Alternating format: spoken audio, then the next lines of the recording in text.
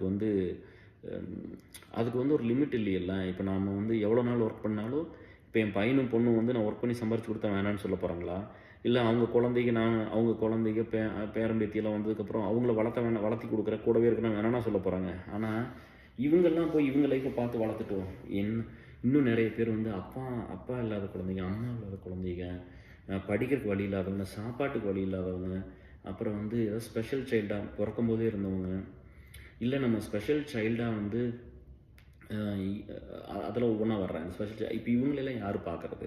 இவங்களுக்கெல்லாம் யார் கவலைப்படுறது? இவங்களுக்கெல்லாம் யார் ஒர்க் பண்ணுறது அப்படின்னு இருக்குல்ல. என் பையனுக்கு என்ன ஆசைப்பட்டு என் பையன் படிக்கணும்னு நினைக்கிறானோ அதை வந்து நானும் ஒய்ஃப்மே சம்பாரித்து படிக்க வச்சுருவோம். முடிஞ்ச வரைக்கும் நாங்களே பண்ணிடுவோம். பட் எந்த குழந்தை எங்கூட இருக்கும், அது எஸ்எல்ஏ ஆகட்டும் அலுமினி ஆகட்டும், அவங்க பேஷனேட்டாக ஒன்று பண்ணணும் அப்படின்னு சொல்லி வந்துட்டாங்கன்னா என் உயிரை கொடுத்தது அவங்கள படிக்க வச்சுருவேன். ஸோ அதுலலாம் வந்து எந்த ஒரு கன்சர்ன்லாம் இது வரைக்கும் இல்லை.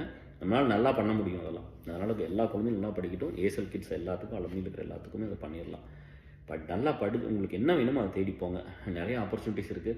இந்த செட்பேக்ஸ் இந்த பிரச்சனையெல்லாம் வந்துக்கிட்டே தான் இருக்கும் லைஃப்பில். ஒன்று மாற்றி ஒன்று வரும். இப்போ நான் கூட சிரிச்சுட்டு இருக்கிறேன்னு எனக்கு எந்த பிரச்சனையும் இல்லைன்னு நினைக்கிறீங்களா? அது ஓடும், 1000 பிரச்சனை ஓடும். அது அப்படி தான் இருக்கும்.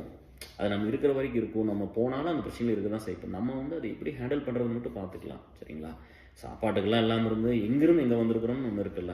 அப்போ மனுஷங்க வந்து நம்ம என்ன பண்ணிடுறோம்னா கொஞ்சம் அந்த செல்ஃபிஷாக இருக்கிறத மட்டும் கொஞ்சம் குறைச்சிக்கிட்டா நல்லா இருக்காது. எனக்கு எப்படின்னு கூட தெரியாது. நான் இருந்ததே கிடையாது. நம்மளுக்கு அது எல்லாத்துக்குமே தெரியும். அப்போ அந்த மாதிரி ஒரு நேச்சர் இருந்து இதை பண்ண மாட்டேன்ல. இங்கே வந்துட்டு இங்கே வந்து உடனே வந்து எல்லா டைமும் நம்மளுக்கையும் ஸ்பெண்ட் பண்ணிக்காம மற்றவங்களுக்கு கொஞ்சம் கொடுக்கணும், மற்றவங்க நல்லா எழுட்டி அவங்கள கேட்கணும் அப்படிங்கிறது மட்டும் இருந்தால் போதும்.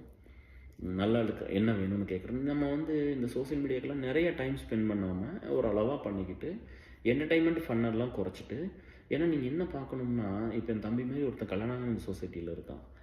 இன்னொருத்தர் வந்து கல்யாணம் ஆகி வந்து அவங்களுக்கு வந்து குழந்தைகள் இல்லாமல் இருக்கலாம், இல்லை கல்யாணம் ஆகி வந்து பிரிஞ்சிருக்கலாம், டிவோர்ஸ் ஆகிருக்கலாம், இல்லாட்டி வந்து இறந்து போயிருக்கலாம், இல்லை குழந்தைங்க வந்து அம்மா தனியாக வளர்த்தலாம், இல்லை அப்பா தனியாக வளர்த்தலாம், இல்லாட்டி வந்து அவங்க அப்பா அம்மா யாரோ ஒருத்தர் வந்து ஃபிசிக்கலி சேலஞ்சடாக இருந்திருப்பாங்க. அவங்க வாழ்க்கை வாழ்கிறதே கஷ்டமாக இருக்கும். அதில் ஒரு குழந்தைய பெற்று ரெண்டோ வளர்த்திக்கிட்டு இருப்பாங்க. அவங்க வேலைக்கு போயிருப்பாங்க. அவங்க ஸ்பௌஸ் யாராவது படிப்பு இல்லாமல் இருந்திருப்பாங்க, ஆடு ஜாப்ஸ் பண்ணுவாங்க. இந்த மாதிரிலாம் தான் சமுதாயம் இருக்கும். அப்போ வந்து நம்ம வந்து நம்மளுக்கு நல்லா படிச்சிருக்கிறோம், நம்மளுக்கு நல்ல வேலை இருக்குது, நம்ம ஒரு குடும்பத்தை நல்லா பில்டு பண்ணிட்டோம்னா நம்ம மற்ற நேரத்தையெல்லாம் கொண்டு போய் வெறும் சுகவாசியாகவும் அது ஒரு என்டர்டைன்மெண்ட்டுக்கும் போட்டெல்லாம் அது பண்ணிடக்கூடாது. அது ரொம்ப பெரிய தப்பு. அதை